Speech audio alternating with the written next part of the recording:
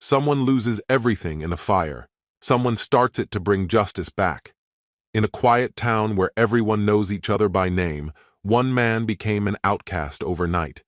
Betrayed by his wife, betrayed by his friends, betrayed by the law. But his silence turned out to be far more dangerous than any scream. While his former friends celebrated their victory, he gathered evidence, studied their weaknesses, and waited. Not for revenge, but for reckoning. Not out of anger, but for the truth. He vanished, only to return one day, not to court, not for forgiveness, for answers, for his children, for himself. And on the night when flames lit up the sky above the town, the game began, with honor, family, and the last shred of dignity on the line. This isn't just a story of a ruined life.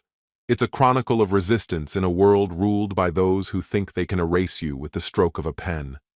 But what happens when you become the fire? Would you like a tagline or logline to pair with this? Hello, dear viewer. Take a moment. There's a link in the description to my friend's channel. I'd be grateful if you subscribed. Now on to the video. I live in Culberson, a small, tightly woven town located in the heart of the Midwest. Fewer than 1,000 people reside here, and the nearest sizable town, home to about 20,000, is situated some 60 miles away, though you'll encounter a few tinier communities on the drive there. Culberson still has a few relics of a bygone era, small general stores that existed long before Walmart became a fixture of American life. These places pack groceries, some toys, seasonal clothing, stationery, basic electronics, personal care items, and even fabrics and sewing kits under one roof. Besides those, there's a modest pharmacy, a local outpost of True Value, a feed and farm supply store, a few indie coffee spots, a central bank that everyone knows by name, a local credit union, and the business I founded. I run a tech support and IT consulting company. Though I sell everything from desktops to servers and peripherals, my real business lies in offering full-stack network solutions. My main clients include the regional medical center, the school district, and a community bank. Although a rival company operates out of the larger town nearby, I still pick up contracts in that territory, especially when their clients come looking for second opinions or repairs they couldn't handle. Before I get too far ahead of myself, let me introduce myself properly. My name is Travis Morgan. I'm 30 years old, stand at 183 centimeters, and weigh 82 kilograms, on a rainy day anyway. Until recently, I was married to Brielle Monroe Morgan. We'd known each other since our early school days, though we weren't close back then. We're nearly through with our divorce now, but she's already preparing for her next wedding. Our relationship spanned 7 years. I thought those years were good ones, but her decision to end things came without warning. Just to clarify, we weren't teenage sweethearts. In fact, during high school we barely crossed paths socially. Even when we attended the same university, our orbits never really aligned. Brielle was well known around town. Her father, Raymond Monroe, owned Monroe Federal Bank, the only banking institution in Culberson. His bank financed practically everything: the farms, local shops, Nath's supermarket, and most businesses that keep the town running. If someone here needs a mortgage or a car loan, odds are they've spoken to Raymond. Online banking never caught on in our area. Folks prefer doing business face-to-face. That includes me. I even took out a small business loan from Raymond, who became my father-in-law. But back to Brielle. We only began dating after finishing our undergraduate degrees. I'd had an unspoken admiration for her for years. She was the quintessential blonde, average height and build, but with a figure that drew attention. She'd once led the cheerleading squad. As for me, I played quarterback on the football team. I also covered positions in basketball and track, and held down center field in baseball. Brielle never came off as arrogant, but she definitely had a confident air, like someone who knew people admired her. Her high school boyfriend, Jared, was another star athlete: quarterback, point guard, and the baseball team's pitcher. Jared was talented and genuinely well-liked. He received a full-ride scholarship to a different college, and that's when he and Brielle drifted apart. As I mentioned earlier, Brielle and I didn't associate much in college either. She was a prominent figure in the biggest sorority on campus, and the fraternity they partnered with was just as large. Most of her free time was filled with Greek events and social commitments. I was more of the tech geek type, immersed in the study of computing systems, programming, and network architecture. My coursework was demanding both inside and outside the classroom. To cover what my scholarship didn't, I also held a part-time job. My dad managed Nath Supermarket, and while his income kept us afloat, it disqualified me from most forms of financial aid. To give you an idea of the class gap between Brielle and me, you could quadruple the square footage of my parents' home, and it still wouldn't equal the Monroe estate. Summers for me meant hiking and fishing trips with my dad, simple pleasures that didn't strain the budget.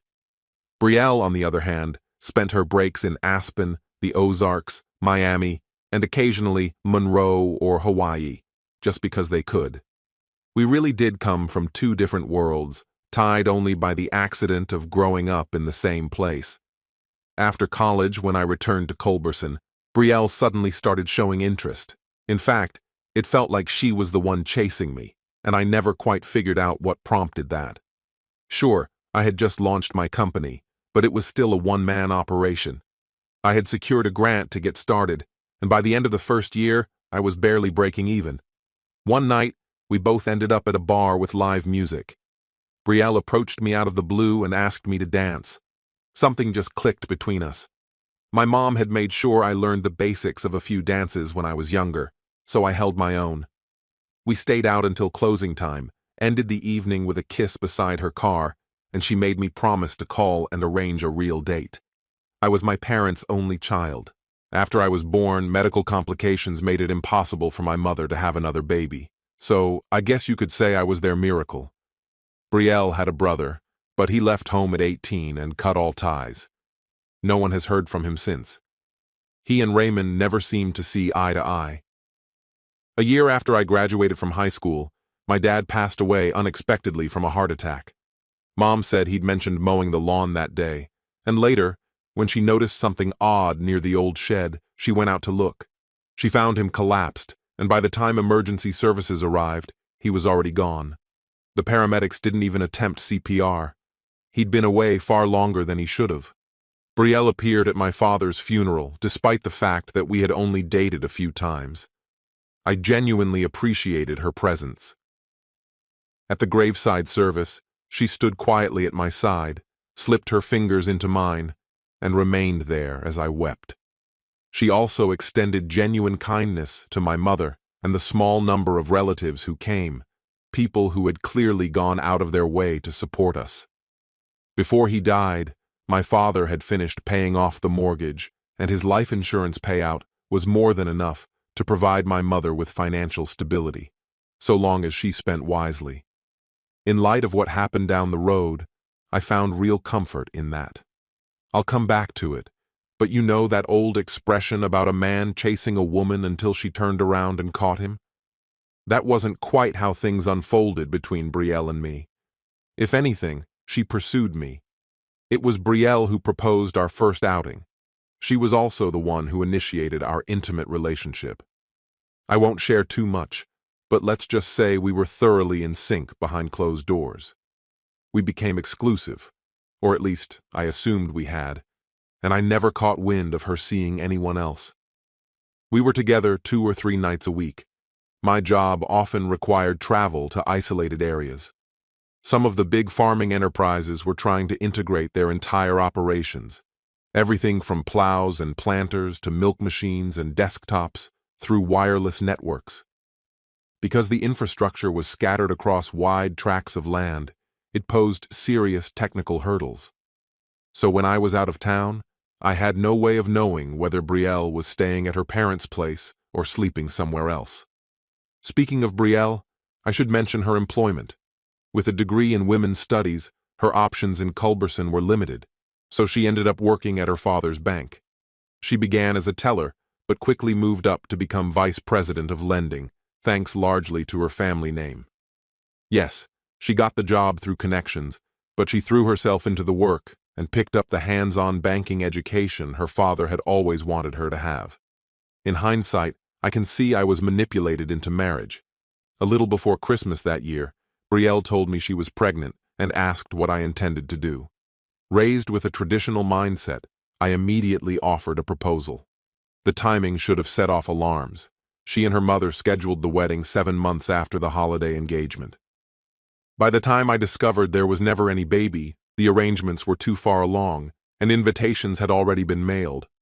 When I brought it up to Brielle, she barely reacted. Her logic was cold and simple. If she had waited for me to act, we'd still be dating. In her view, we loved each other, so it would all work out. And honestly, I was completely under her spell, head over heels for this sophisticated girl from the city. Our physical chemistry was electric, and the idea of her being mine was intoxicating. So even after I realized the pregnancy was a fabrication, I went along with the wedding. It turned into the biggest event Culberson had seen in decades. Practically everyone we knew was invited. We held it on a Sunday afternoon so that local businesses could close and people would be free to attend. It was nothing short of spectacular. A high-end event planning company from the city handled everything. For our honeymoon, we jetted off to Barbados, where Brielle discovered a nude beach and spent most of our time there without a stitch on. Our intimacy during that trip covered every spectrum, sometimes tender, sometimes feral. We experimented freely. We rode scooters across the island and snorkeled in the pristine turquoise waters of the Caribbean. After 2 blissful weeks, we returned to work.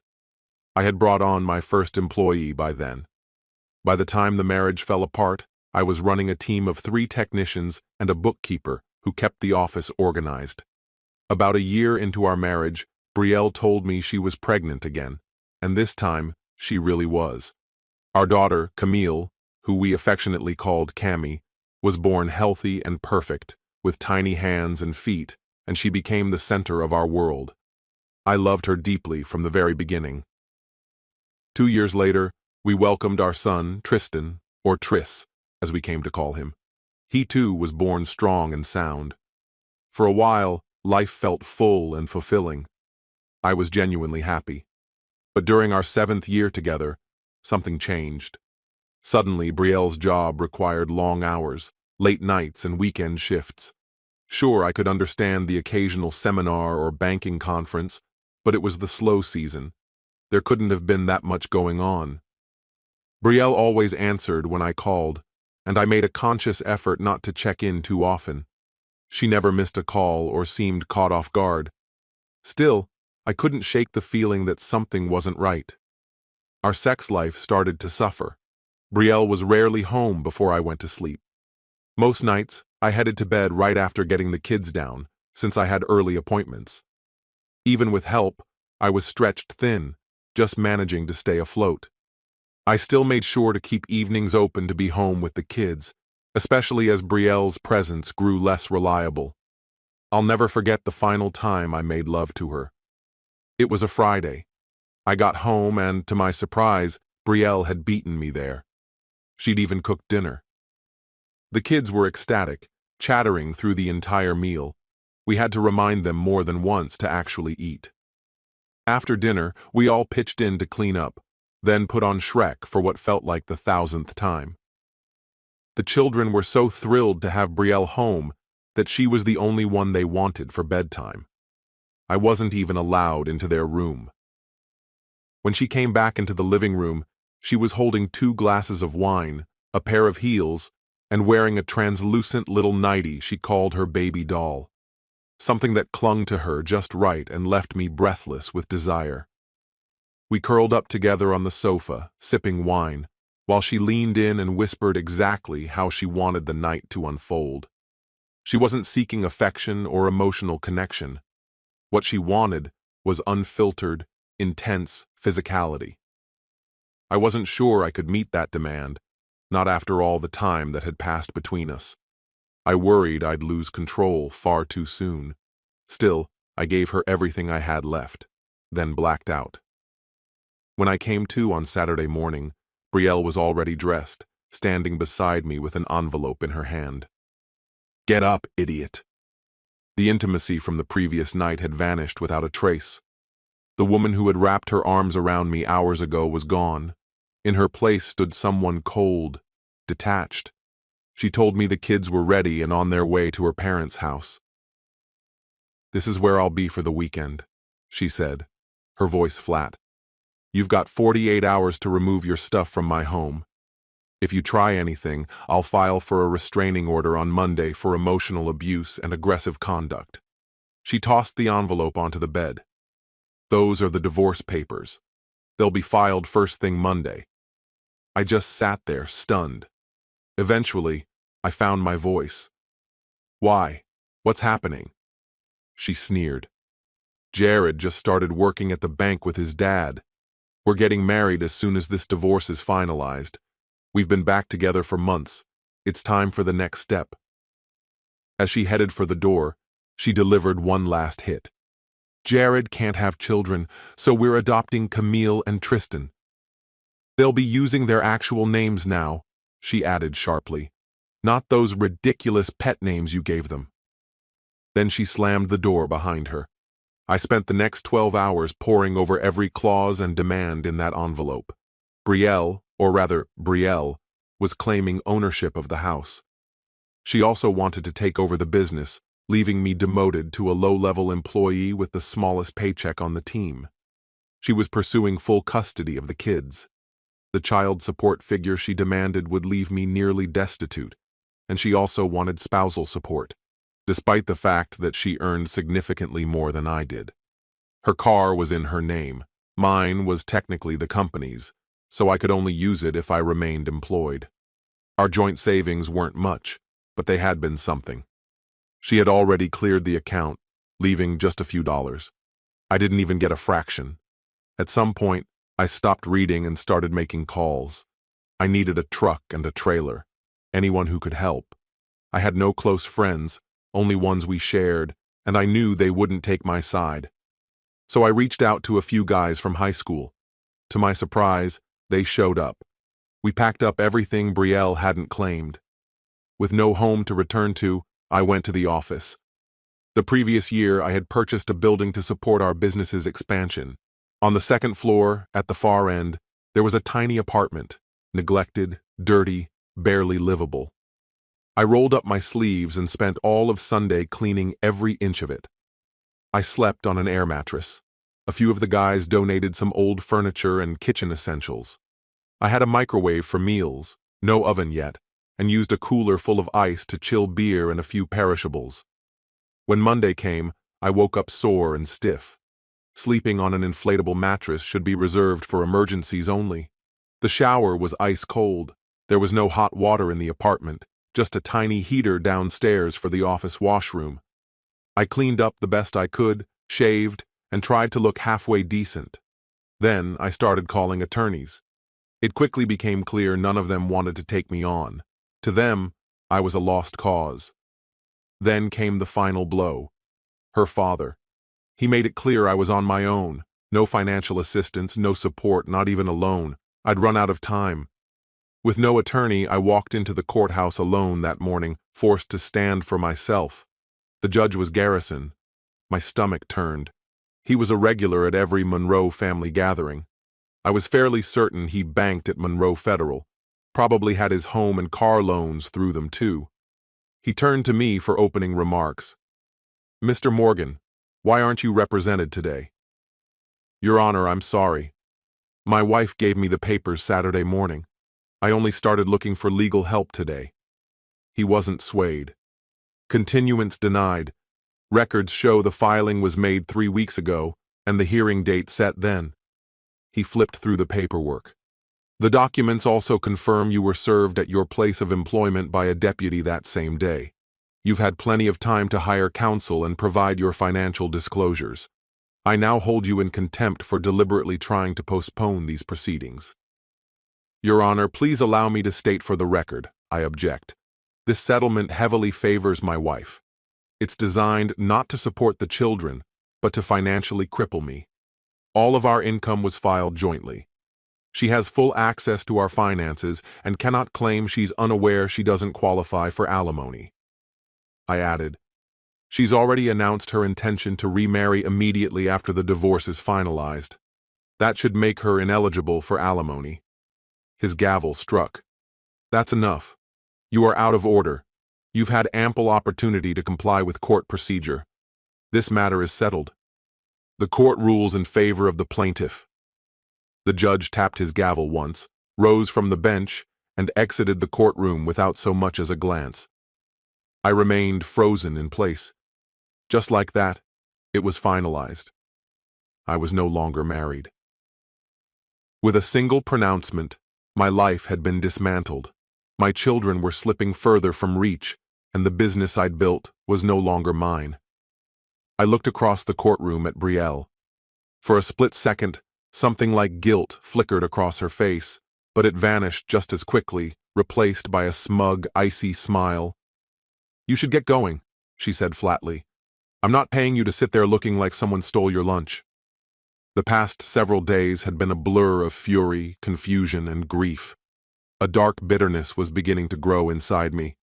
Still, I tightened my fists and kept my expression neutral. The bailiff was watching, and he didn't look like someone interested in mercy. Brielle and her new trophy, Jared, stood and left the room with their lawyer in tow. I stayed behind, stunned and silent. I couldn't afford to give anyone a reason to cuff me. Something in me knew that's exactly what they were hoping for. One wrong move would validate her narrative. The bailiff walked over and spoke in a quiet tone. "They've left the premises. We've got plain clothes keeping an eye on them, but you know how much clout the Marines carry in this region. Practically the whole district bends to them." He leaned closer. "Get a lawyer from the capital. Someone they can't reach. Some of us feel for you, but if we're seen helping, we're finished too." I nodded, murmured a thank you, and walked outside. A cluster of uniformed officers lingered near the doors, silently reminding me to move along. I made my way to the office. To my surprise, Brielle and Jared hadn't shown up yet. I assumed they'd be rushing in to mark their territory, gloating as they took control. Their delay was a gift. I immediately assigned tasks to the staff, making sure everyone was focused and distracted.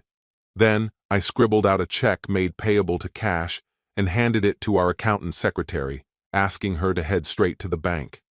I told her that I'd be visiting remote clients for a few days and needed cash on hand.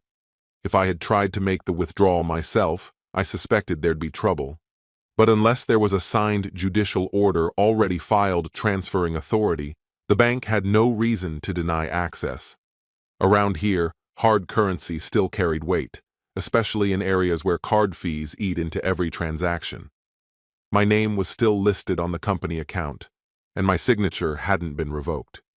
That meant I could pull funds without restriction. Knowing my bank cards might be locked soon, I needed cash. Tangible, spendable bills. I took only a few thousand, just enough to breathe and cover incidentals. I also cleared the petty cash drawer and left the rest for Brielle and her flavor of the month. Now it was time to wear the mask they expected, resigned, humiliated. But beneath the surface, a fire had ignited. This wasn't over. Brielle, Jared, and especially Raymond, they all had a reckoning coming. Yes, Raymond most of all. "You think Brielle and her pretty boy orchestrated this alone? Not a chance." Raymond pulled the strings. If it had just been those two, I would have received formal notice weeks earlier. I would have had time to secure real legal defense. But no, this was methodical, deliberate. Raymond had never accepted me, not as a husband, not as family. And now, with Brielle's full cooperation, he was delivering his final blow. Later that day, the happy couple arrived at the office to stake their claim. They presented Sierra, our secretary, with the legal documentation proving their new ownership under a freshly minted corporate entity. My role had been reduced to manager. Just that. They didn't bother broadcasting the demotion or the pay cut, but I knew the news wouldn't stay quiet for long. Sierra was sharp. She likely realized before anyone else that I now earned less than nearly everyone on staff. Gossip would do the rest.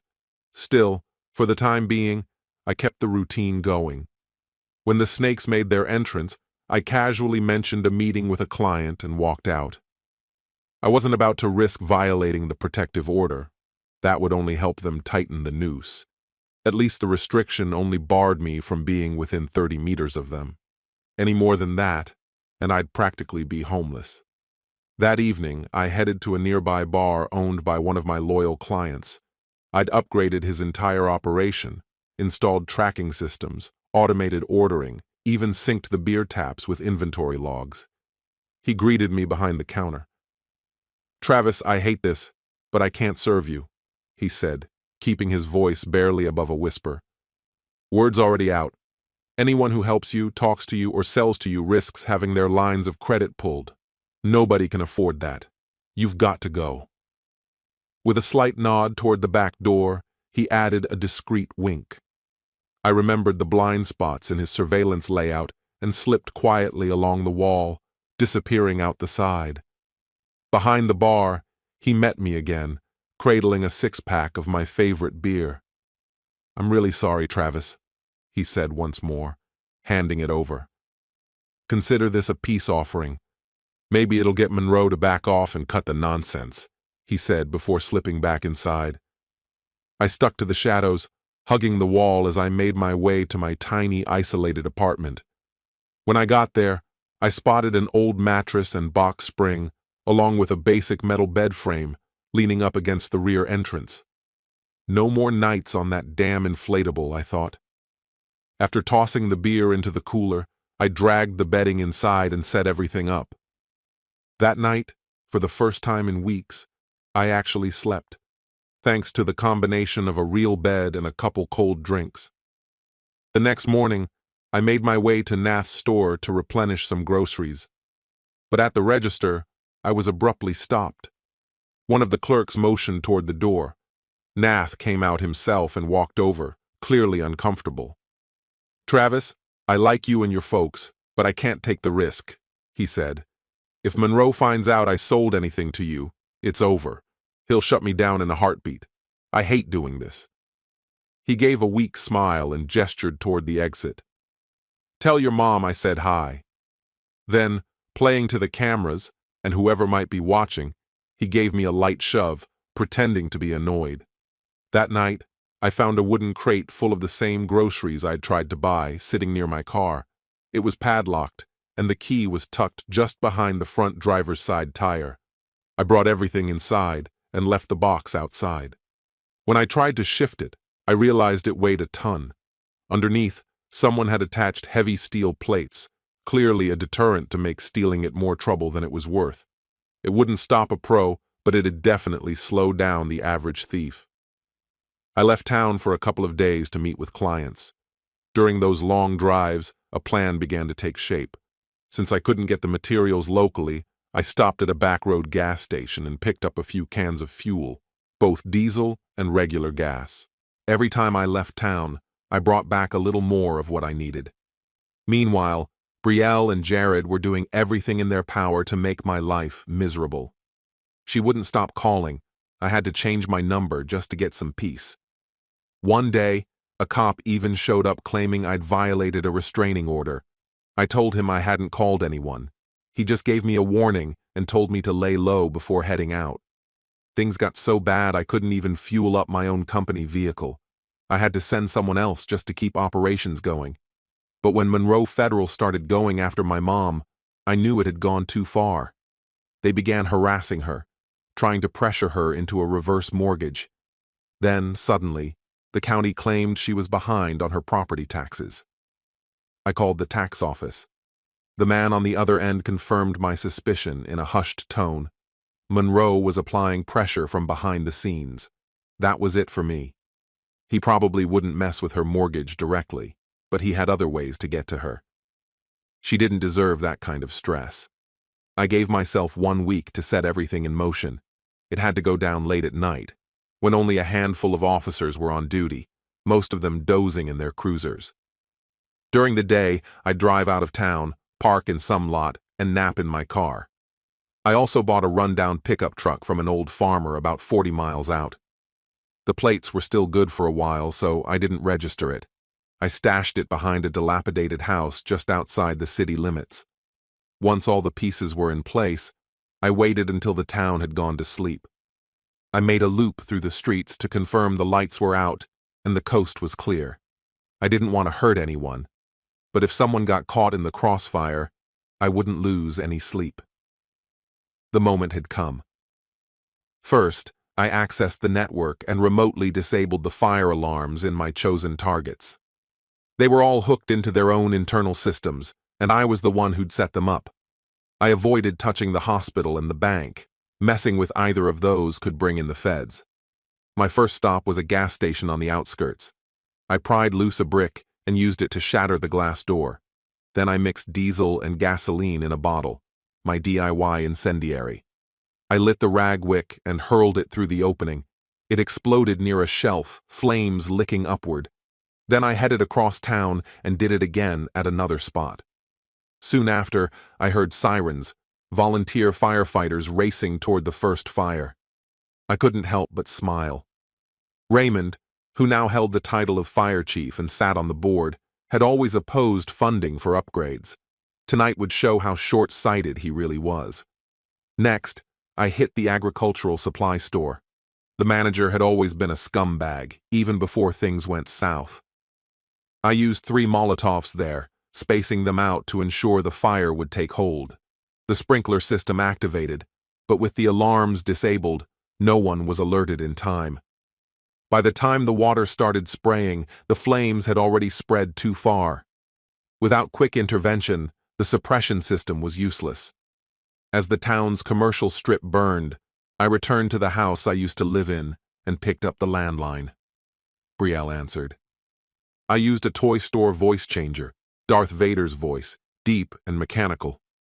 I told her an arsonist was in the house and she needed to grab the kids and go to my mom's place, for their safety. From a side street not far away, I watched as Brielle eventually loaded the kids into the car and headed to her parents' estate about an hour later. I had predicted she'd go there, but she had no clue what was in store. There was no rush. I had all the time I needed, so I waited just long enough to be certain the flames had overtaken what used to be our home. Only then did I casually make my way to my parked car a few blocks away.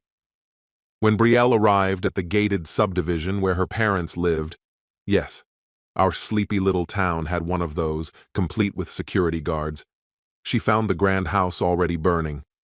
Her mother was outside in a panic, clutching her hands as she watched the fire consume everything. She never suspected who had the ability to access the neighborhood's gate controls or tap into the private security network. By the time the blaze was reported, the security team was occupied across town, chasing down a conveniently timed burglary. I later learned that Brielle stayed with her mother a while longer, then packed the kids back into the car and went to my mother's place. Apparently, the local motel was fully booked, thanks to a suspicious technical issue with its reservation system. Once they were gone, I grabbed the company vehicle, drove to the office, walked in through the front door, and hurled my final Molotov cocktail inside. Afterward, I set the car ablaze too.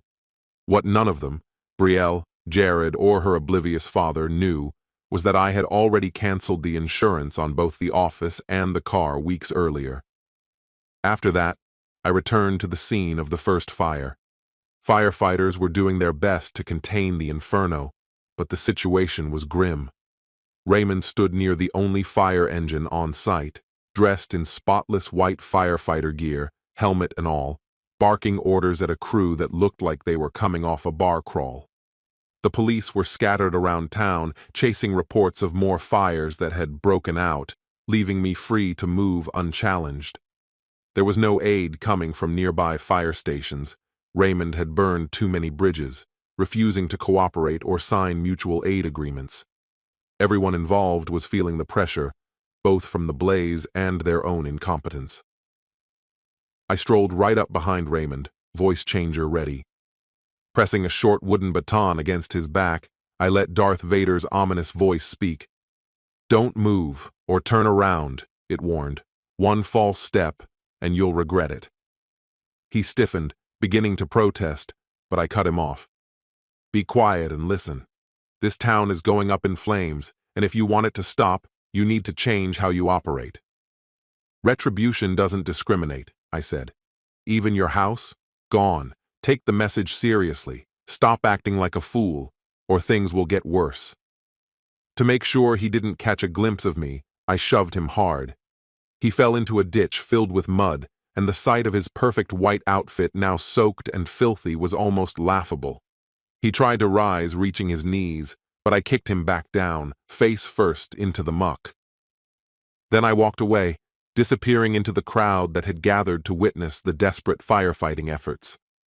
I made my way to the hidden pickup truck I'd stashed outside the area and drove off, putting real distance between myself and the destruction I'd left behind.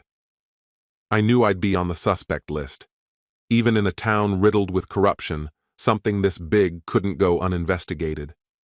Eventually, I settled in a large city, several states from my old life. I didn't bother crafting a fake identity or trying to vanish.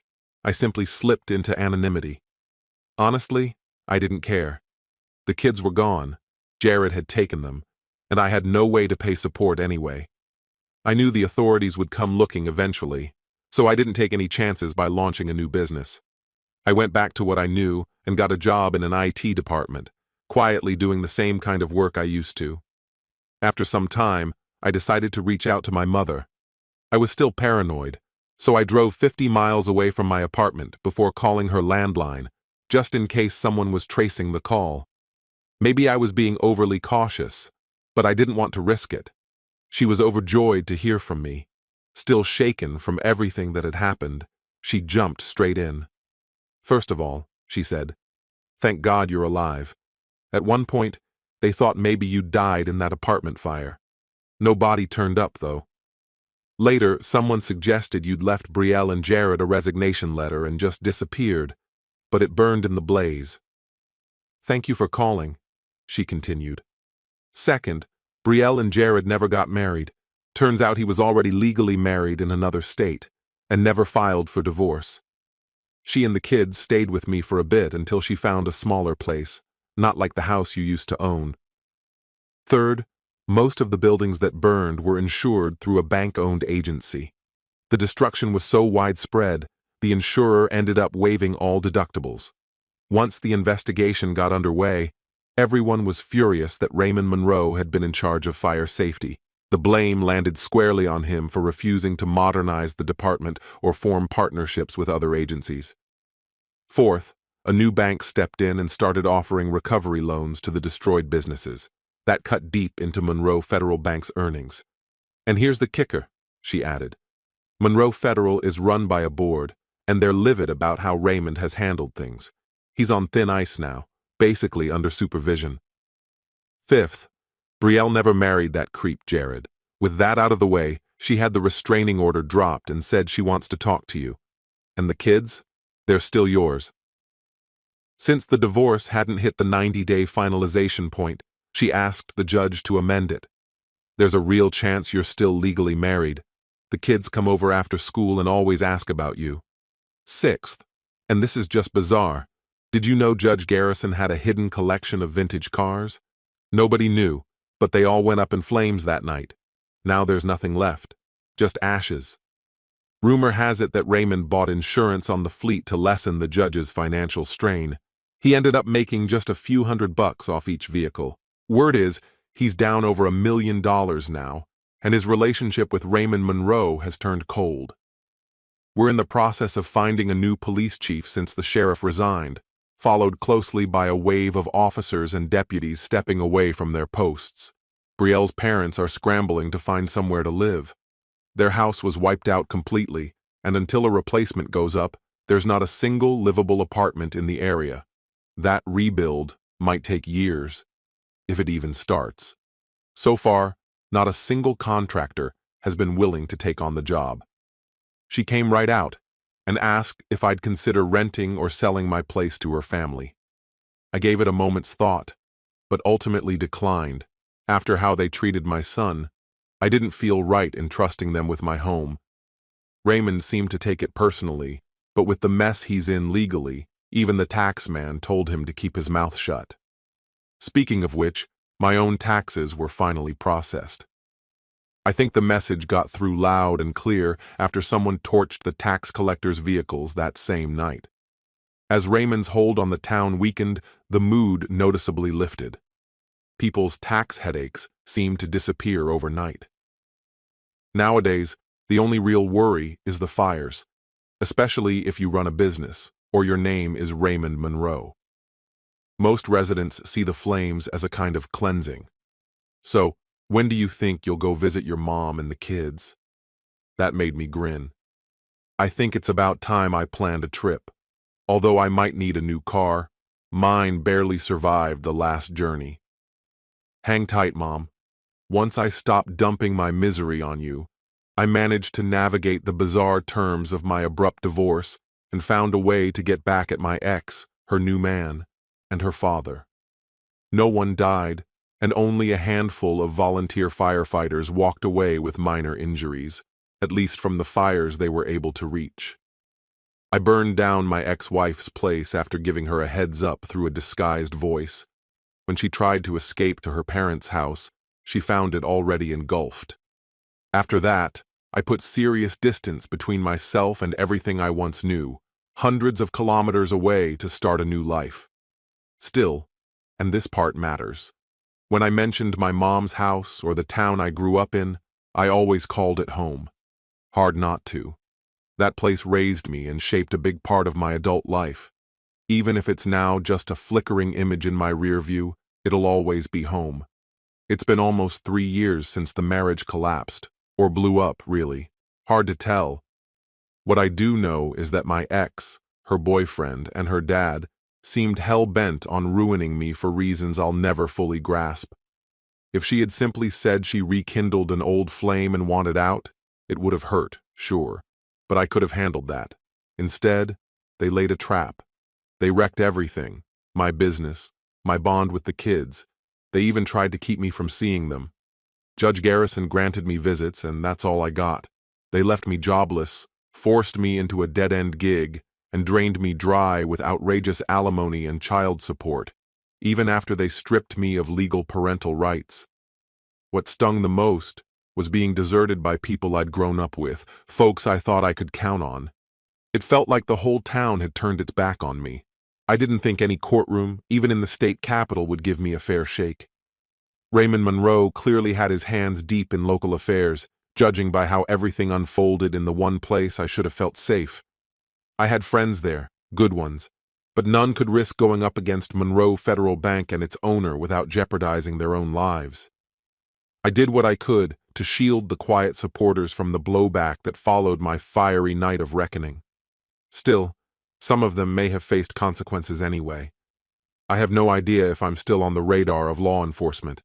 I haven't changed my name or profession since that night, but I've never shared my new location, not even with my mom. Now I work for a large regional firm with a centralized HR team. My ex probably knows the company name since her payments come straight out of my check every week. Even so, I asked HR to block any inquiries about my personal details. Privacy is key at this company. We deal in cybersecurity and identity protection, so we're expected to lead by example. Nothing wrecks a firm's reputation faster than a data leak. HR reminds us often that attempts are made to breach our systems. Every few months, Brielle's lawyer would try to reach me. Emails, letters, phone calls. Brielle herself even gave it a go a few times. She once posed as my mother to get past company screening. Unless a subpoena had been issued, my information wasn't going anywhere. But that never happened. I'd occasionally switch phones just to call my mom. Sometimes she wouldn't pick up unless she recognized the number, so I started texting her first. That way, she knew it was me. Our conversations always ended up circling back to town gossip and updates on who was doing what. Of course, my ex-wife and her spiteful father had to get involved somehow. For reasons I'll never quite understand, after Jared confessed his marriage and vanished again, Brielle began spreading the lie that we were still together. She went so far as to beg my mother to persuade me to come back. That was never going to happen. Still, I made a few quiet returns over the years. I had to be certain that my mother, a devout Christian who believed that forgiveness applied to everyone, wouldn't tip Brielle off. So I always showed up without notice. Eventually, I had to say goodbye to the old truck, but while it lasted, I managed to save enough to buy something more modern, a car that was not only more reliable, but didn't guzzle fuel. You might ask why I didn't just take out a loan. The answer's simple. I didn't trust banks anymore. Still, I needed a checking account just to get paid. So I opened one with a nationwide bank, kept only what was needed in it, and transferred any remaining funds to a brokerage investment account every payday. When I finally checked my credit report, I saw I wouldn't have qualified for financing even if I wanted it. My former father-in-law had deliberately marked my accounts at his bank as overdue. I didn't even bother fighting it. Instead, I stuck to cash for just about everything to limit any digital paper trail. I avoided air travel and stayed away from anything that could track me. I even bought gas with cash only. Sure, it made things slower, prepaying every time, rarely filling the tank completely, but it kept me off the grid. I always traveled with several $1,000s, broken up and hidden in different places: bags, wallets, car compartments. That way, I was never stuck without funds. After some digging, I figured out which car model and color were most common on the road. I bought an older, budget-friendly version, reliable and easy to maintain. Along the way, I located a few independent motels, all cash only, not affiliated with any chains. That meant no trace of me left behind. And yes, I said routes because I never drove the same way twice. Sometimes I'd add an extra few hundred miles just to keep things unpredictable, just in case Brielle caught wind of my trip and tried hiring a private investigator. Some people might say I was being dramatic. Maybe I was. But can you blame someone for being cautious when practically everyone you knew growing up, school friends, neighbors, even close acquaintances, turned their backs on you? All because Brielle and her father were on a mission to destroy me. I wouldn't put it past them to try framing me for something serious. Is it any wonder I became wary of people? My mother, bless her heart, still clung to the idea that I should make things right with Brielle. But there was no way I'd ever go down that road again. Occasionally, I'd take a week off and drive to Culberson to see my mom and the kids. From our phone conversations, I learned that Camille and Tristan stopped by their mother's house after school each day and waited there until she got home from work. Apparently, Brielle had taken on long shifts, trying to sell credit packages in a competitive little town. On top of that, she was trying to keep my old IT business afloat. My mother passed along messages from some of my past clients. They said they'd drop Brielle in a second if I reopened shop. The idea of returning was tempting, I'll admit, but the place wasn't the same anymore. That's why I always showed up without warning, so Mom wouldn't have a chance to alert Brielle. I'd pull into the driveway, jump out of the car, and head straight for the door.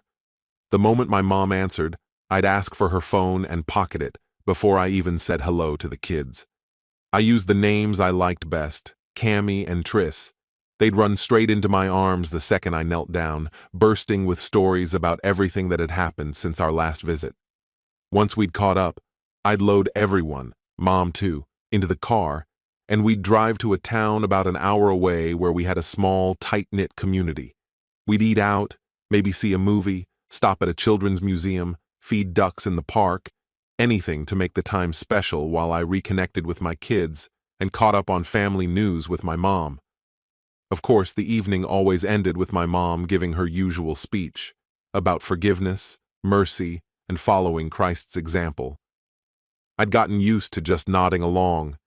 Nothing she said ever changed my view. She also gave me updates on Brielle. Mom claimed Brielle looked miserable, said she never smiled anymore, that she asked about me often, said she wanted to talk, said she needed to apologize. This pattern repeated itself across several visits. But two things always stood out to me. First, Brielle never actually tried to apologize to me. And second, not once did my mom say Brielle still loved me. I didn't need to hear it anyway. I already knew the truth. So why pretend otherwise? One time, while we were out for a walk, my mother got sneaky and tried sending a text to Brielle using my phone. I nearly exploded. My first instinct was to snatch it from her hand and start yelling, but then I stopped myself. This was my mother, the woman who gave me life, raised me, cared for me. I took a deep breath, steadied myself, and asked her calmly what exactly she was trying to do. "Travis, it's not complicated," she said gently. "Brielle's just worried you might take off with the kids. She wants to be sure they're okay and that she knows where they are. As their mother, that's not an unreasonable thing to ask." "I don't trust her," I replied, my voice flat and unmoved. Brielle had already proven she could be deceitful when it suited her. I suspected the police weren't far behind. I bit back the urge to call her something vile. There were little ones nearby, and I couldn't let them hear that. Eventually, I led us to the car. We parked in a remote, shadowed part of the lot while my mother accused me of being overdramatic. Then, right on cue, 3 police cars rolled in, 2 officers per vehicle, closing off both exits to the diner we had just left. I looked at her. She gave a nervous shrug. "Maybe they're here for someone else," she offered weakly. I didn't respond, just nodded as we sat silently, watching the officers move with focused intention. They had no way to recognize my vehicle. Windows tinted, lights off, engine silent. We were invisible. After a few tense minutes of searching, they seemed to give up and drove off. My mother was clearly still trying to process what had happened. All she did was ask me where we were. I figured maybe if you saw her, you two might talk, maybe work things out. That's all I was thinking. I shook my head in disbelief. "Then call her. Let's see what she says now." I passed her the phone. She tapped in the number quickly. When Brielle picked up, I motioned for Mom to switch to speakerphone. I didn't say a word. The kids, sensing the seriousness in the air, stayed silent too. Brielle didn't wait long before she spoke. "Did they get him? Is he in custody?" She hadn't realized we could all hear her. "I told them he kidnapped the kids, said he took them and ran." Mom's face drained of color. My chest tightened. She'd tried to have me arrested for something that wasn't even close to illegal. The custody order was crystal clear. I had every right to take them. Mom's voice shook as she finally responded. "No, he saw me texting you and figured it out. We got out of there in time. We watched it all from the parking lot. How could you do this? What exactly did Travis do that made you think calling the police was justified?" "I thought you were coming to meet us," she added, clearly still trying to understand. Brielle's tone changed abruptly. Maybe she finally realized she had an audience, or maybe she was just backpedaling. "Marilyn, I just wanted a chance to talk to him. I thought if they brought him in, I could explain. I'd drop the charges once we talked. Maybe we could figure things out." I felt sick. She was only willing to retract the accusation if it served her, if she could use it as a bargaining chip. Then she asked something that made my blood run cold. "Where are you now? I just want to be sure the kids are safe. With me." That was it. "They're safe," I snapped. My voice was ice. "They're with me and their grandmother. We're going home tonight. I didn't take them illegally. You're the only threat here. If the police had arrested me, your children would have watched their father dragged away in cuffs. Did you even stop to think what that would do to them? What they'd think of you after that? And for what? Why would I steal them? Why would I take them from their mother, even a mother who's shown herself capable of this?" As I spoke, I eased the car out of the lot. If Brielle was nearby, she was probably watching the road. I caught movement from the corner of my eye, another car pulling into a nearby drive. My mother gave me a disapproving look, but she didn't say anything. I gave Brielle one final message. "We're heading home. If you want to see me in jail, you'll have to come up with a new lie once we're at Mom's." Seeing the tension growing in the back seat, Mom reached over and ended the speakerphone call. The kids had started to cry, probably from the anger in my voice. I felt a deep sting of regret. I'd let too much emotion slip. I might have even called her a name in front of them. Mom spoke to Brielle quietly, then hung up and turned her attention to Cammy and Triss, doing her best to soothe them. It wasn't until we were several miles out that the kids began to settle down. How could I explain to a 9-year-old and a 6-year-old that their mother had tried to get their father arrested? The whole way back to Mom's, I couldn't stop scanning my mirrors. No one knew my car, no identifying details had been shared. Still, I kept my speed low, my eyes moving. Every passing headlight made me tense. Approaching Culberson, I avoided the main drag. Instead, I took a detour down a series of rural roads, finally circling around to come in from an unexpected direction. I drove past Mom's house twice, checking for anything out of place. Only when I was certain no one had followed us did I pull into the driveway. Mom and the kids climbed out. As soon as the door closed, I pulled away, taking a winding route out of town before circling back again from another road. Maybe it was paranoia, but once more, it had kept us ahead of trouble. Normally, I'd find a cheap motel nearby and stay close, visiting the kids each day. But this time, I had a gut feeling Brielle would be watching the house, waiting. I kept driving for hours, finally stopping at a motel far from town. Something had to change. I couldn't keep doing this. And against every instinct screaming at me, I made a choice. I would reach out to her. The motel's internet held up well enough, so I figured I'd try a video call. Maybe if she saw the state I was in, it would actually register. I made sure the background behind me didn't reveal anything about the room or where I was.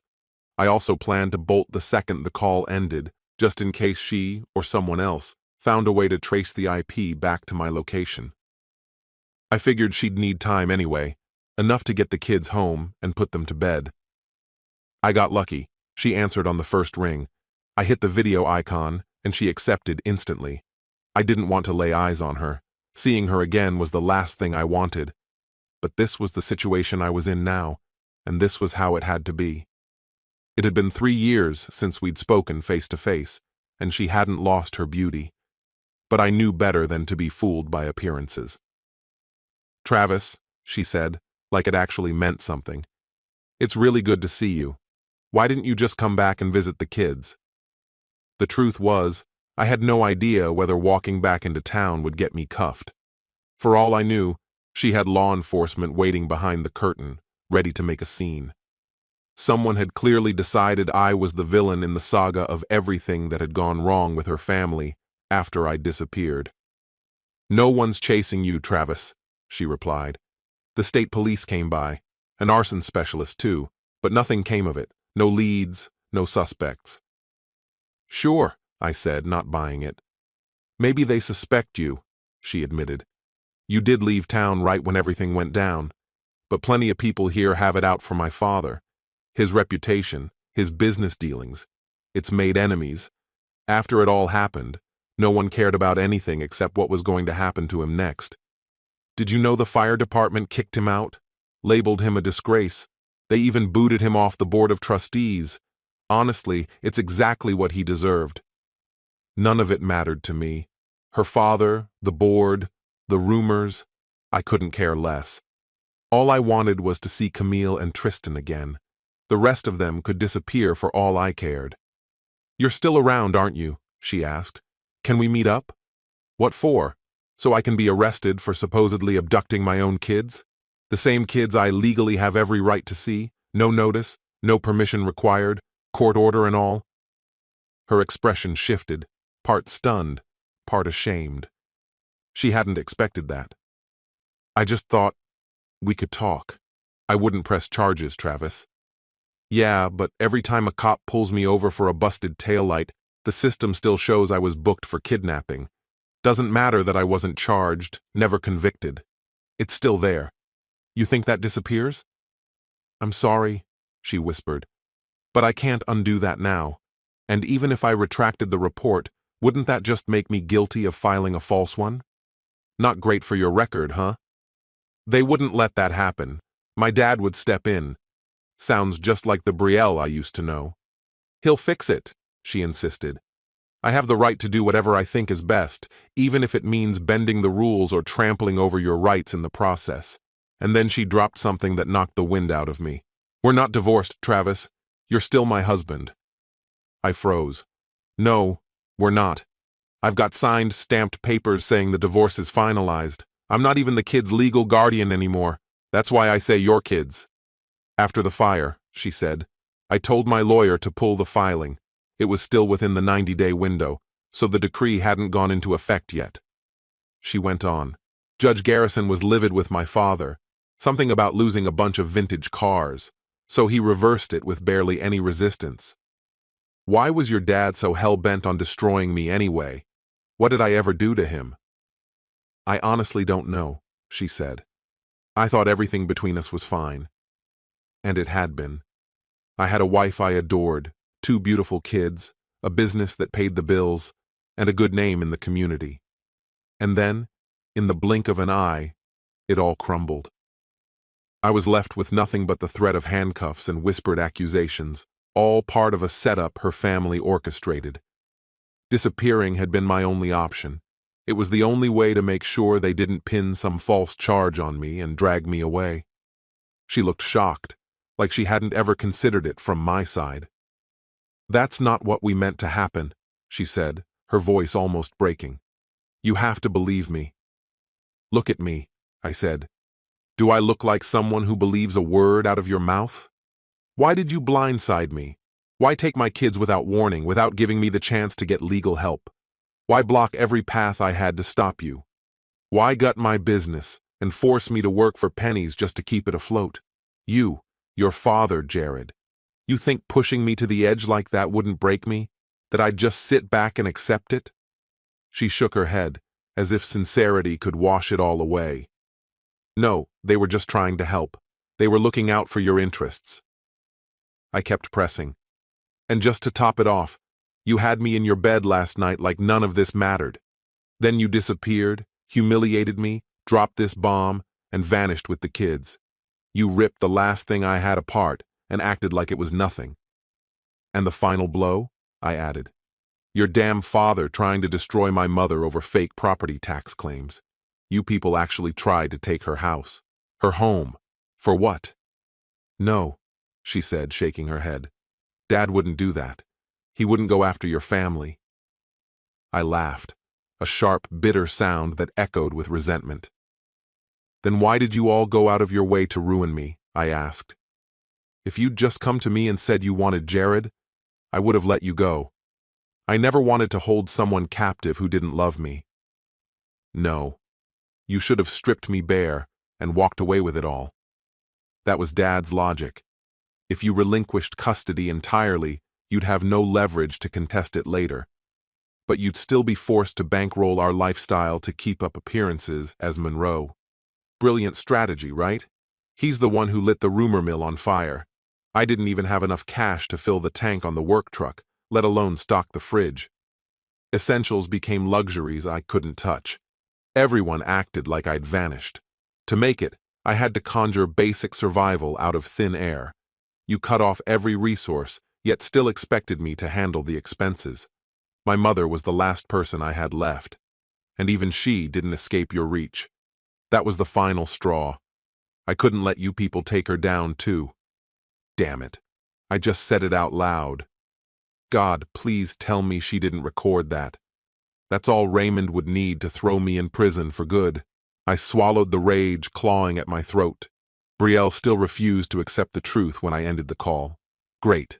I had to disappear. And fast. Running on fumes, physically, mentally, I still got behind the wheel and drove aimlessly for hours in the wrong direction. I finally veered off onto a deserted back road and tucked myself into a patch of dense trees. I crashed there, half awake and hidden. It was the closest I'd ever come to being found out during one of my secret trips to see the kids. I stayed vigilant when I reached out to my mom, always using a backup phone, sometimes Skyping just to glimpse the kids' faces. Watching them grow from afar was agony. Every part of me ached to be present daily, but fear anchored me in the shadows. In time, I scraped together enough to hire a lawyer, paid her in cash to dig up the legal status of my marriage and parental rights. Turned out, Brielle wasn't bluffing. We were still legally married. That gave me the green light to cut the child support payments from my wages. She didn't deserve a cent directly from me. Instead, I funneled the money to my mom with one clear instruction. It was for Cammy and Triss, no one else. She could split it however she thought best. I figured she probably handed it all over to Brielle anyway, but at least it gave me a sliver of control. That same lawyer also discovered that the adoption paperwork had been voided. Apparently, Jared had no interest in raising someone else's children unless he was promised royalty in return. What his plans were for his first wife and her kids, I didn't know, and frankly, I didn't care. I could have tracked him, but I felt I'd already thrown enough of a wrench into his setup. Once I confirmed my marriage was still legally binding, I filed for divorce. That meant heading back for a court date. Even though my lawyer assured me there was no active investigation into the fire, the thought of returning filled me with unease. Raymond still held influence, and I didn't trust what strings he might pull. I stayed vigilant. The day before the court appearance, I slipped quietly into town and got a room at a shabby motel just outside the city. Checked in under the same alias I always used, Jackson Steele. The manager recognized me but didn't breathe a word. He knew better than to call attention to my presence. The morning of the hearing, I left my gun locked in the car. No way I'd get past the courthouse metal detectors with it. I walked in unarmed, not even a blade in my pocket if Raymond decided to stir up trouble in the courtroom. The moment the session began, Judge Garrison, the same man who had wrecked me during our previous divorce hearing, called Brielle and her attorney to speak first. "What outcome are you requesting today?" he asked. I was stunned when she claimed she wanted reconciliation and marriage counseling, to fix things between us. I wasn't permitted to respond verbally, but I shook my head slowly, disbelieving. She painted our marriage as one big miscommunication, like her betrayal and cruelty were just a tragic mix-up. Misunderstanding, confusion. Please, what a performance. And predictably, the judge leaned into her narrative, his expression softening. She delivered her monologue about me abandoning my family, and when she finally finished, it was our turn. My attorney laid out the full truth, including the night of the fire. Thankfully, she left out the most damning details. Judge Garrison tried to object when she brought up his conduct from the first trial. She reminded him that the court transcripts were publicly available. There was no denying any of it. He fell silent, staring directly at me. I saw it click. He realized the damage this could do to his pristine reputation and his collection of luxury cars. I gave him the smallest nod. He leaned back, quiet. My lawyer kept going, detailing everything we had uncovered. But it was when she mentioned the incident involving the kids that the judge jolted upright. His gaze sharpened, not at me, but at Brielle. He raised a hand to interrupt. "Is this accurate?" he asked. "You filed a report accusing Mr. Morgan of abducting his own children and tried to have him arrested, even though this court had issued a standing visitation order granting him access at any time?" Brielle froze like a startled animal, staring at her attorney for support. He offered nothing. The judge's voice grew cold. "Why on earth would Travis ever come back and remarry you?" I'll concede this much. The divorce was executed quickly, and at face value, the justification seemed reasonable. Still, the man had been mercilessly ostracized by those around him. Even his own mother hadn't been spared from the backlash. So tell me, what would compel him to return to any of it? Is it genuinely about the children, or just another comforting delusion you've clung to? And if restlessness strikes again, what then? Is he expected to suffer through the same humiliation all over again? Before Brielle could respond, her lawyer shot out of his chair, as if jolted by a surge of electricity, and urgently requested a short recess for a confidential discussion with opposing counsel. My attorney merely offered a nonchalant shrug, showing no objection. Judge Garrison tapped his gavel briskly and stepped out of the courtroom. The attorneys followed in his wake and reappeared a few minutes later, prompting the proceedings to resume. When Judge Garrison returned, A dark scowl shadowed his features. Brielle's lawyer looked thoroughly uncomfortable, while mine allowed himself a faint, knowing grin. The judge called the court to order and, without preamble, introduced a new witness. Raymond Monroe, please come forward and take the oath. It startled me. I hadn't even noticed my former father-in-law among the spectators. I couldn't fathom any reason for him being there besides supporting his daughter. The idea that he'd back her efforts to reconcile with me seemed absurd. As Raymond passed our table, he cast a glare in my direction, so full of loathing it nearly burned.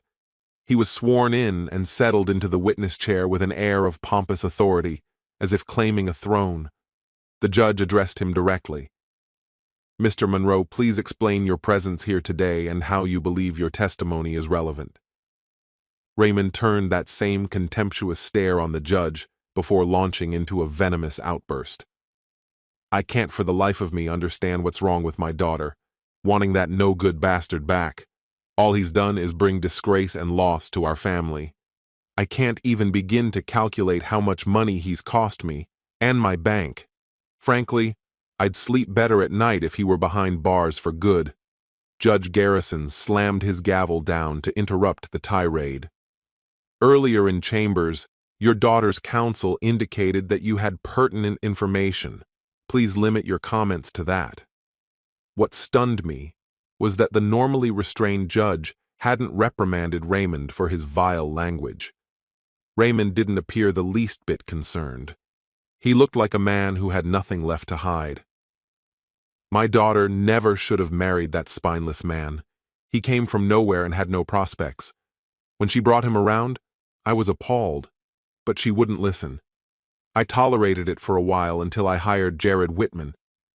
I made sure Brielle and Jared were around each other as much as possible. They'd dated in high school, so it wasn't hard to believe old feelings might return. She held out longer than I expected, but eventually, he won her over. It's just a pity she didn't end up pregnant with his child. Judge Garrison cut in. You're aware, I hope, that Mr. Whitman was already married and had children of his own? That was part of the arrangement, Raymond answered coldly. Once Brielle finalized her divorce, Jared would quietly abandon his wife, give up his kids, and step into the role of father for Camille and Tristan. That was always my intention. Morgan was never fit to be a father to any child bearing my name. The very sight of him at my dinner table made my skin crawl. The judge allowed him to continue for a moment, then asked, Was it your intention to force Mr. Morgan out of this community, or were you hoping for his incarceration? To be honest, I didn't have a strong preference, but prison would have been ideal. It would have given us a legal barrier to keep him away from Brielle and the kids permanently. The judge leaned in. Let me clarify something. Did you use your influence at the bank to set traps for Mr. Morgan, pushing him into potentially illegal situations? Were the calls from Mrs. Morgan, despite the restraining order, your doing? A smug look spread across Raymond's face. Yes, Your Honor. That was all my idea. I told Brielle to reach out, knowing he'd take the bait. Then I made sure the police got involved. Why he wasn't arrested or charged for violating the order still baffles me. Judge Garrison gave a slow, deliberate nod. Thank you, Mr. Monroe. You may step down. Raymond's scowl didn't fade as he left the witness box, though his body language showed the first signs of unease. The judge turned to him again. You should strongly consider consulting an attorney. I'm referring the full transcript of these proceedings to the district attorney for review of potential criminal charges. You used your influence and standing to deliberately persecute a man, and it happened, in part, under the jurisdiction of this courtroom. I intend to correct that before my tenure ends. Raymond's face stiffened. It was evident that his once commanding authority had eroded. He turned his eyes toward the man he once called an adversary, but now looked like a stranger. The judge offered him a small, measured smile. Raymond lowered his gaze and exited without another word. Judge Garrison then faced Brielle's legal counsel. Is there anything else before I issue my decision? Her lawyer sprang up. "Your Honor, my client had no knowledge of the schemes carried out by her father and Mr. Whitman. She was manipulated, used as a pawn, no less a victim than Mr. Morgan. That's precisely why she sought therapy, to repair what was broken and rediscover the marriage they once had before Jared Whitman reappeared." The judge turned to my attorney and me. We both gave a slight shake of our heads. He then looked at Brielle, his tone resolute. "I'm sorry, Brielle. You may well have been deceived, perhaps even exploited. But that doesn't excuse the pain you caused your husband during and after your separation. You humiliated him, and even tried to have him locked up on baseless accusations. I still struggle to understand how he managed to forgive you enough to let you back into his life at all." Brielle jumped up and began shouting that she still had feelings for me, claiming our children needed their father. The attorney quickly intervened, settling her down before the judge could hold her in contempt. Judge Garrison cleared his throat and continued. "If your husband had pursued sole custody, I would have strongly considered awarding it, given how you've treated him. But he's displayed more decency than anyone else in this courtroom." The proposal he made was more than generous. He didn't even ask for his company to be returned. "Judgment in favor of the plaintiff," the judge said, bringing his gavel down one final time. He stood and left the courtroom. And just like that, I was free, legally and otherwise. Brielle collapsed into tears. Her lawyer leaned in to offer her comfort. Mine turned to me, shook my hand, and asked whether I wanted to file a civil suit against my ex-father-in-law. I refused. My kids still had ties to that side of the family, and I didn't want to sever them. He gave me a small nod, and we made our way out. As we headed toward the exit, Brielle grabbed my jacket sleeve, begging me to stop and speak with her. Her sudden movement caught me off guard, almost distracting me from what was unfolding nearby. Now, I should mention something here. I'm not someone who looks for a fight. I've never served in the military or trained in combat sports. No special forces background, no black belts. But I've always admired the quiet man with Jackson Wayne. There's one particular scene. A man lunges at him in an open field, and Wayne dodges with such effortless grace. That image stuck with me over the years. So when Raymond suddenly charged at me as I was leaving the building, swinging for my head, I didn't even think. I slipped just under the punch, exposing his ribs, and threw a quick left hook, just like the movie. To my amazement, it connected cleanly. He let out a sharp breath as all the air rushed out of him. He doubled over, struggling to pull in oxygen. I followed with a right cross to his face, and he dropped instantly. I stayed still, hands clenched, ready in case he decided to get up again. I wasn't about to take it further, not in front of a crowd, even if he deserved it. Seconds later, courthouse deputies rushed in and subdued him. By the time Raymond could breathe and see straight, he was already cuffed, being read his rights. Things went from bad to worse when he started hurling threats at me and even tried to headbutt a deputy. That move bumped the charges up. Felony assault on an officer. And here, deputies are treated as full police. Brielle stood frozen, unable to say anything. Nobody had seen me react like that before. I nodded to her lawyer, who returned the gesture and immediately turned to try calming Raymond, likely hoping to prevent more charges from piling up. Then I faced Brielle and spoke calmly.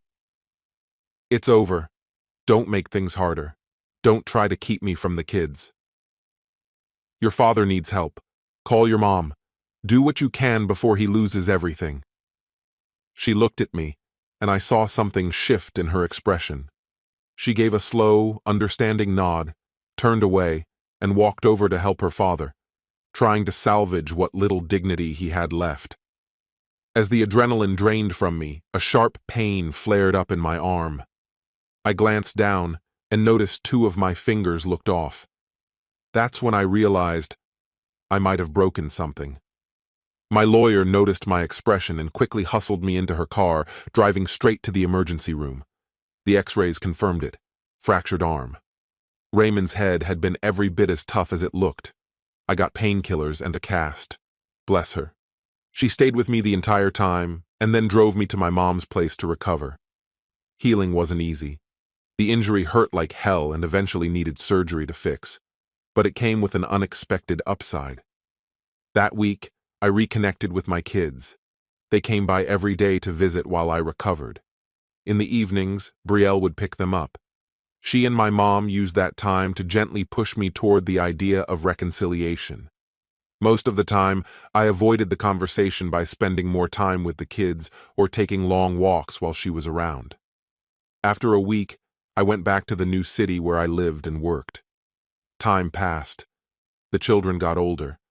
They started spending holidays and school breaks with me. Sometimes Brielle drove them. Other times, they flew on their own. They always knew where I lived. In the early years, she made the drive herself, but eventually realized it wasn't worth it if she had to stay in a hotel every time.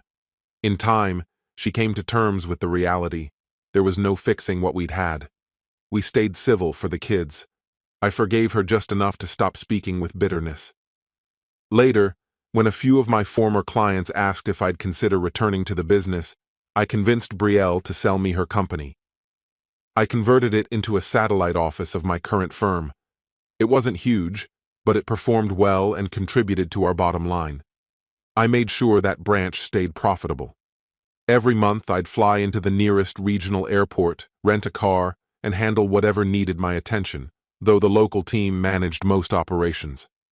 Brielle went through a couple of relationships before eventually settling down with her old attorney. They didn't want more kids, just content to share a life together. As for Raymond, he was convicted, though his sentence was lighter than expected. 6 months of weekend jail time and 200 hours of community service. It felt lenient, but it was something at least. A lenient judge presented him with 2 options: either wade through the city's grimy sewer lines or lend a hand in a soup kitchen feeding the homeless. Raymond opted for the kitchen and unexpectedly discovered a knack for cooking.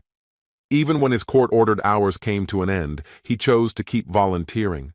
In the end, the judge placed him on 5 years of probation. Mom's doing well these days. She's met someone new, a companion who brings her joy during her retirement. They seem genuinely happy together. She dotes on her 2 grandkids and rarely misses a day with them, unless they're away visiting me. And then there's Jared, good old Jared. I can't say for sure who first introduced him to his wife, but whoever it was might have done him more harm than good. Their relationship was rocky from the beginning. She eventually threw him out, filed for separation, and orchestrated the finances so that after paying the mortgage, his car, and child support, he was barely scraping by. The divorce happened later, but not before the final brutal blow was dealt. One evening, she lured him home under the pretext of reconciliation. When he arrived, she tied him to a chair and engaged in intimate intimacy with 2 of his closest friends, while he watched helplessly. As soon as it was over, she kicked him out again. Jared is now divorced and is trying to find solid ground under his feet. As for me, I'm still untangling my own knots. I feel deeply wary when it comes to women, especially those who may become part of my wider family circle. I date here and there, and I have a pretty active sex life from time to time. Many of the women I date end up in long-term relationships themselves, often with children and emotional scars on their souls. I do my best to make a positive impact on their children's lives, but I avoid making commitments that I cannot fulfill. I try to be honest with everyone I contact. Still, almost every woman I meet believes she'll be the one to fix me. Sooner or later, though, something happens that makes it clear we're not meant to last. I've started therapy, and we're working on what it'll take for me to truly move forward. I live in a simple 3-bedroom home that's completely paid off. My mistrust of banks and lenders still lingers, though my credit has seen improvement, thanks in large part to my ex-father-in-law. Out of the blue, he stepped in and resolved some long-standing issues on my credit report. There was a time I thought about punching him when we first met, but looking back, that would have been pointless. All things considered, I'm not dissatisfied with my life. Sure, I sometimes long for a deep, lasting connection, but when I see how fragile so many marriages have become, I don't feel entirely out of sync with the world around me. Like they say, life goes on. Our story has come to an end. What do you think about this story? Share your thoughts in the comments. And if you enjoyed the way I tell stories, head over to my channel and check out my other videos. May the force be with you. See you soon, my friend.